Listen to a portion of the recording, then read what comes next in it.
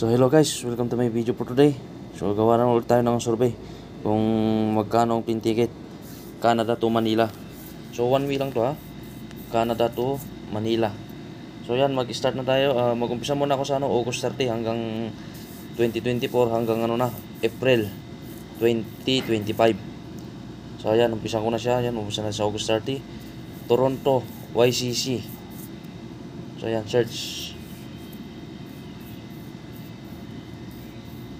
Philippine Airlines lang to ha. Philippine Airlines.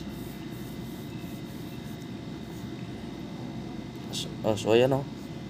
Oy, 1,376.57 Canadian dollars. Ayan, manuwi lang siya. August 30, 2024. So paalala lang to guys ha. Naisipan ko lang tong gawan ulit ng video. So ito, survey lang to ha sa plane ticket. Hindi ako nagbibenta ng ticket. Hindi rin ako lalo sa online, hindi ako nagbibenta. So ito, survey lang. So ayan siya, oh. So ayan siya, anong oras to? Sa alas 8 sa Toronto. Lester B. Pearson International. So ayan, 5 hours flight through operated Boeing. So ayan oh, 22:15 Vancouver International. So stop Vancouver, then 1 hour to Vancouver International. Then flight number PR117 operated by Philippine Airlines. So ayan siya, Ninoy Aquino International Airport. Ang layo, 13.45. So back natin.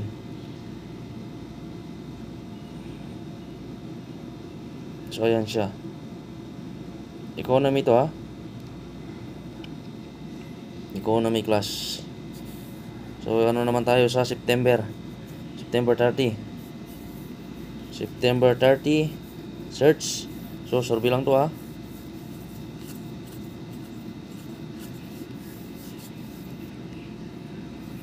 Ayan o, oy. 1,439.57 Canadian dollars. So medyo mahal din ha.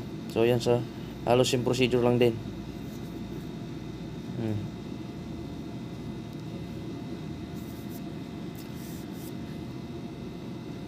Ano pa ba?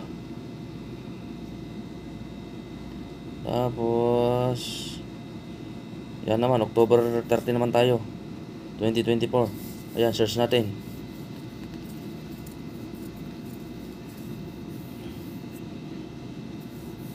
Ayan o, 1,884.57 Canadian dollars. So ayan siya o. See details. Ayan din.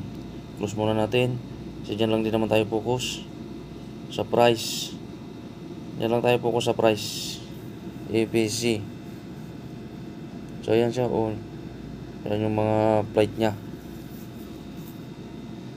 So balik tayo. Dito naman tayo sa November 30. Okay. Search.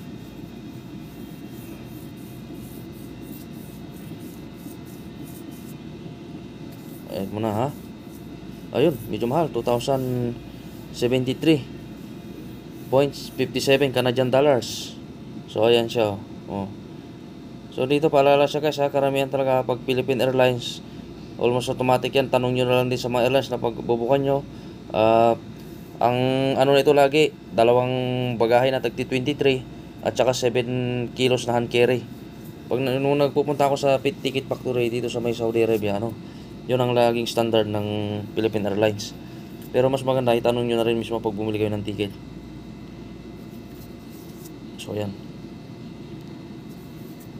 Sa akin kasi gumagawa ako ng video ng Canada kasi kumbaga kahit ito na lang magawa ko. Gawa ng pangarap ko din kasi talagang pumunta rito at magtrabaho. Yan, December 20, 2024 naman ang ano ko sa December. Kasi bago magpasko to eh. Sigurado mahal to. No fares. Okay. Ano natin dito sa December 19? Nako, mahal. 3,121.57 Canadian dollars. Ang mahal nila. Oh. Ayan oh. Ayan yung mga sakay. Marami rin. So ayan. So punta naman tayo sa Hindi rin, nag-message yung ano ko eh. So, punta naman tayo sa next year, 2025. So, January. Okay, January 30. Search. Nag-message sa akin yung mga, ano, sa may group chat kasi kami. So, ayan oh, disclaimer. Oy, January, 1,651.57 Canadian dollars. So, ayan siya, oh. So, hindi ko na siya patatagalin. Kasi matagal-tagal pa naman to. Lipat ako ulit sa February. Ito na tayo sa ano, 25 na lang. Para kahit paano, makawal. O, dyan. Bago sana Valentine's eh, pero mas maganda lagpas na Valentine's. Ayan o, 1,884.57 Canadian dollars. So, yun. So, para sa mga gustong humabol ng Valentine's Day. Sige, ano ko sa February 10. February 10.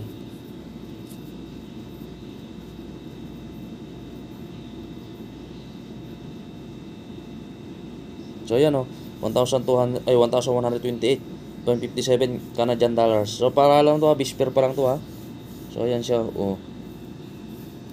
So, ngayon, doon naman tayo sa ano natin. March na. March 30. Okay. Sorry ha. Medyo masakit yung ulo ko eh.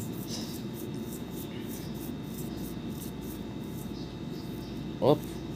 Ayan, 1,222.57 Canadian dollars. Papunta yun. Bisper pa lang yan ha. Ayan o. So ngayon, lipat naman tayo sa April. So April 30. Ang ating pako eh.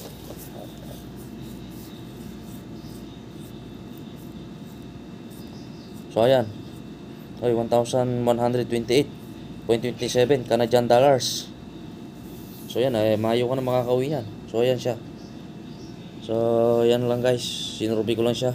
So hanggang dyan lang aking video for today guys. Maraming salamat guys hanggang sa aking mga susunod na video.